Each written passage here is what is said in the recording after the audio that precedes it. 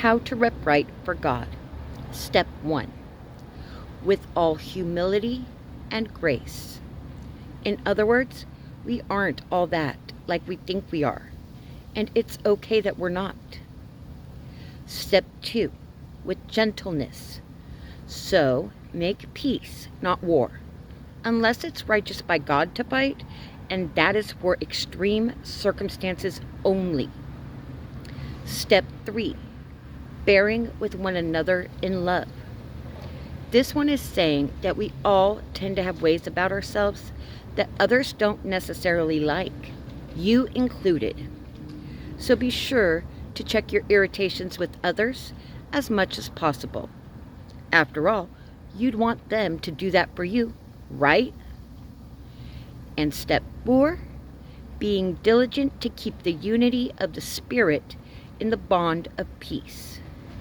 That one might sound hard to understand, but it's not. That's just saying that we're all on the same team as God's creations. And since the enemy is very actively focused on dividing and destroying your team, be sure that you don't help him. And that's all it takes is those 4 steps. And for everyone out there who needs all of that explained in more precise details, Paul does exactly that with the rest of the chapter. In verses 4 through 10, he explains that Jesus is in fact God, and that we can only be blessed with God's forgiveness of sin because of Jesus' sacrifice. By verse 16, Paul explains that living our lives by God's rules is what will truly grow us as humans, so that we no longer act like children. Obviously, none of us wants to spend our whole lives being childish. We all tend to have the goal of maturing fairly high on our life list of priorities. And the detailed list of how to do that starts at verse 17. Don't live with futility of mind. In other words, stay optimistic. Don't live the ways of darkness. Don't exclude yourself from living God's ways. Don't be ignorant. Don't be bitter. Don't be hard-hearted. Don't be dead inside while you're still alive. Don't be inappropriate or obscene. Don't carelessly sin every possible way that you can. Do be renewed in spirit, so keep good joy inside your heart. Don't let your mistakes or memories trap you in the past. Do speak truth. God does not like liars, I promise.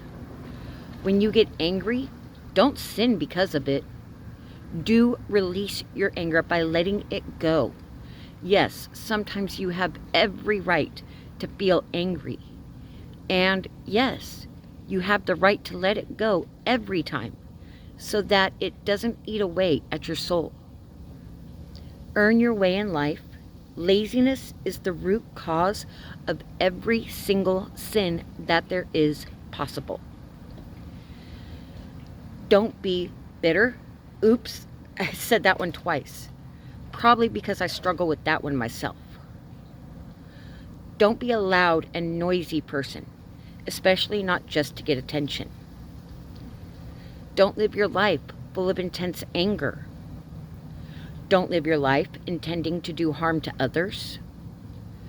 Do live every day remembering that you are a forgiven child of love himself.